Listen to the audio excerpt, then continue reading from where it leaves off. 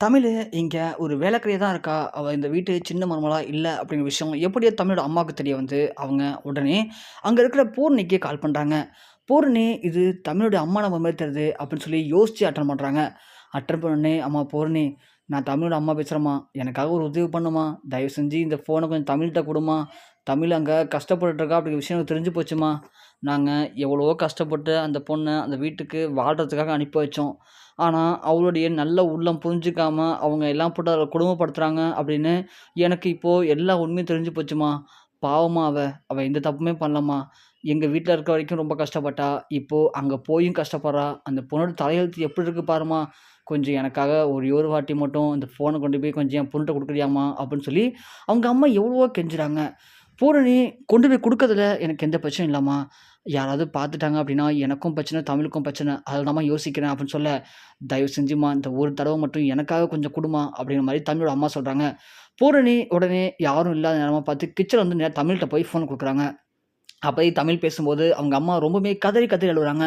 "என்னம்மா உன் வாழ்க்கை இப்படி ஆயிடும்னு நான் நெனச்சு கூட பார்க்கவே இல்லம்மா. எவ்வளவோ கஷ்டப்பட்டு, அரும்பாடுபட்டு உன்ன நாங்க நல்லபடியா வளர்த்தோம். ஆனா வளர்த்தோம். உன்ன படிக்க வைக்கணும்னு நீ ஆசைப்பட்ட. ஆனா உங்க அப்பா உன்ன கல்யாணம் பண்ணி வைக்கணும்னு ஆசைப்பட்டாரு. ஆனா 2மே இப்படி சரியா நடக்காம, இப்படி ஒரு பாதாள கிணத்துல வந்து உன்ன தள்ளி விட்டுட்டேன்னு நெனைக்கும்போது எனக்கு ரொம்ப கஷ்டமா இருக்கும்மா.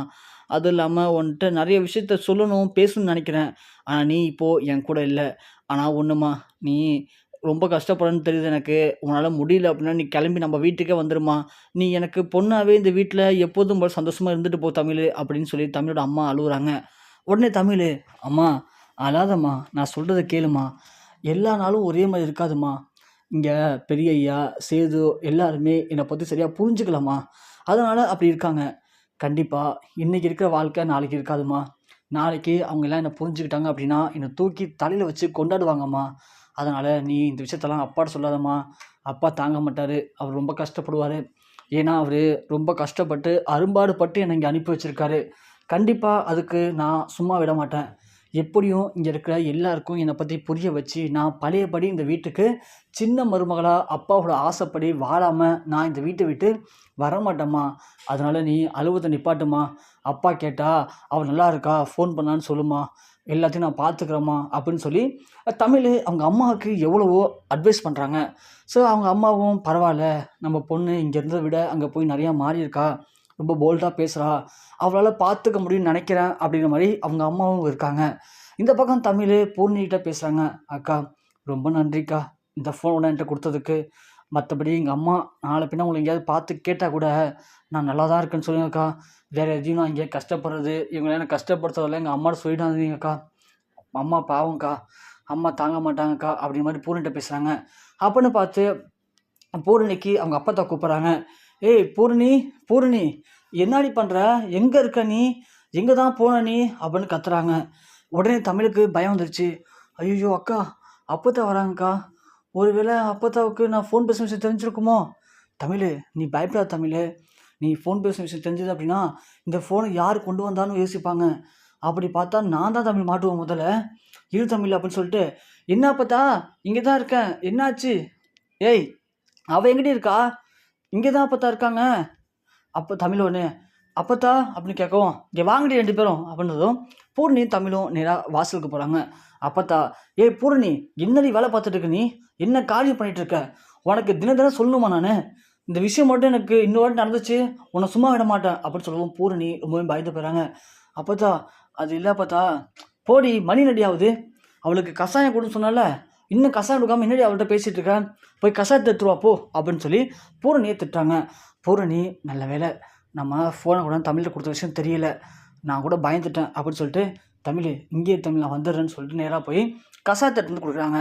"இந்தாடி குடி. உனக்கும் தான் தெரிய மாட்டுது, சின்ன பிள்ளையா இருக்க. இந்த பூரணிக்கும் தெரிய மாட்டுது. இந்த வீட்டு வாரிசு சுமக்கிறாளே, அவள பார்த்துப்போம், அவள நல்லபடியா வச்சுப்போம்ன்னு சொல்லி இந்த வீட்ல யாருக்குமே அக்கறை இல்ல. அவள சண்டை போட்டுட்டாங்க, திட்டிட்டாங்க அப்படின்னா, எல்லாருமே தூக்கி எறிஞ்சிருவீங்களா?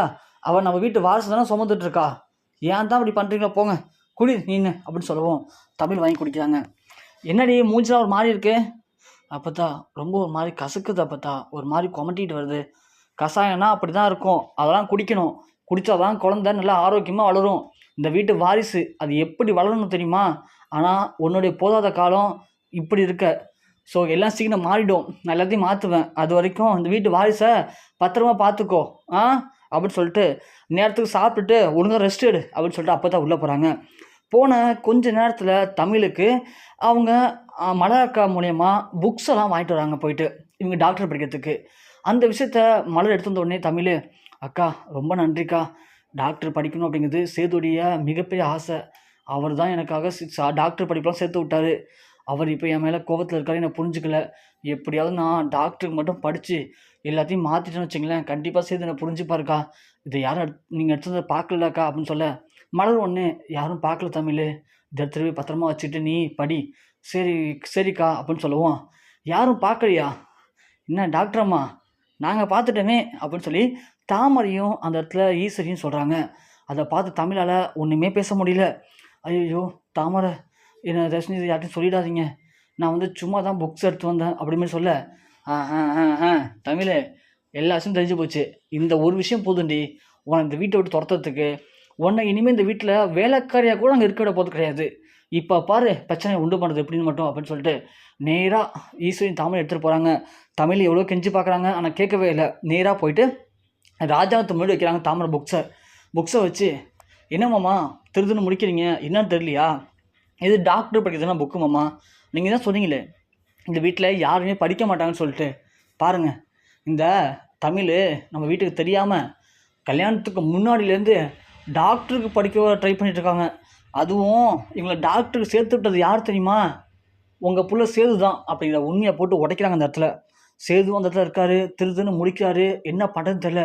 ஐயோ அப்பாட்ட வந்து இந்த தாமரை தேவையில்லாமல் இந்த விஷயத்தை போட்டு கொடுத்துட்டாலே என்னடா பண்ண போகிறோம்? ஏற்கனவே இந்த வீட்டில் நிறையா பிரச்சனை. இப்போது நாம் போய் தமிழை படிக்க வச்ச விஷயம் தெரிஞ்சால் கண்டிப்பாக அப்பா நில குறைஞ்சி போக போகிறாரு. என்னடா பண்ணுறது அப்படின்ற மாதிரி யோசிக்கிறாங்க. உடனே தமிழ் உடனே ராஜாங்கத்தை பார்க்குறாரு. ஐயா, நான் படித்ததெல்லாம் உண்மை தான், நான் இல்லைன்னு சொல்ல ஒத்துக்கிறேன். எனக்கு டாக்டர் படிக்கணுங்கிறது ஆசை. டாக்டருக்கு படித்து நிறைய ஏழை குழந்தைங்களுக்கு இலவசமாக மருத்துவம் பண்ணணும்னு ஆசை. அதுக்காக நான் டாக்டர் படித்தது உண்மை தான், படிச்சுட்டு தான் இருந்தேன். ஆனால் அவங்க சொல்கிற மாதிரி சேது மாமாலாம் எனக்கு எதுவும் வாங்கி தரல. அவரே ஆரம்பத்தில் நான் படிக்கணும்னு தெரிஞ்ச உடனே திட்டினார், சத்தம் போட்டார். இது மட்டும் எங்கள் அப்பாவுக்கு தெரிஞ்சுது அப்படின்னா அவ்வளோதான். அதனால் எங்கள் அப்பாவுக்கு பிடிக்காத எதையுமே நான் பண்ணவும் மாட்டேன், எனக்கு தெரிஞ்சு யாரையும் பண்ண விட மாட்டேன். இதுவே கடைசி லாஸ்ட்டாக இருக்கட்டும் அப்படிங்கிற மாதிரி அவர் சொன்னார். நான் தான் அவருக்கு தெரியாமல் படிக்க ஆரம்பித்தேன்.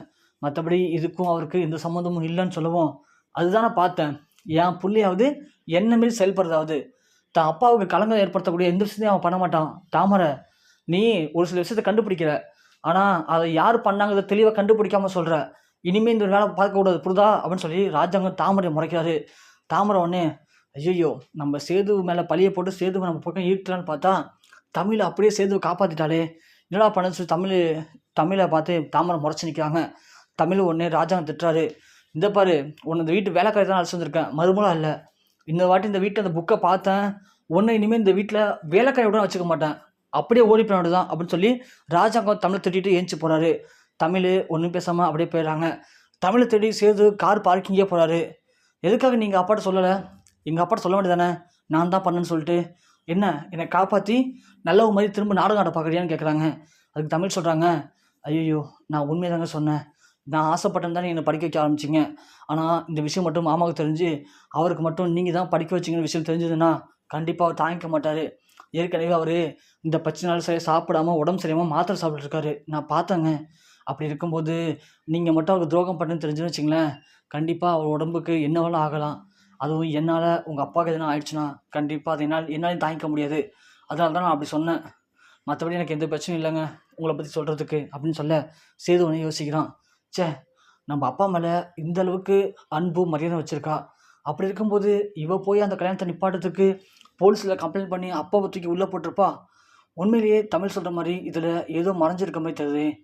நாம் கொஞ்சம் குடிக்கிறதை விட்டுட்டு அன்றைக்கி என்ன நடந்துச்சு, எந்த நம்பர்லேருந்து கால் போணுச்சு அப்படிங்கிறத தீர விசாரித்தாலே கண்டிப்பாக யார் இதெல்லாம் பண்ணியிருப்பாங்க அப்படிங்கிறத கண்டுபிடிச்சிடலாம். இதெல்லாம் வச்சு பார்க்கும்போது உண்மையாகவே தமிழ் மேலே எந்த தப்பும் இருக்காது அப்படிங்கிற மாதிரி தோணுது அப்படிங்கிற மாதிரி சேது யோசிச்சுட்டே போகிறாரு. ஸோ சேதுக்கு இப்போ புரிய வந்துச்சு தமிழ் மேலே தப்பும் இல்லைன்ட்டு. கண்டிப்பாக உண்மையை கண்டுபிடிச்சி சேது தமிழ் கூட சேர்ந்துருவாரா, என்ன நடக்க போகுது பொறுத்து வந்து பார்க்கலாம்.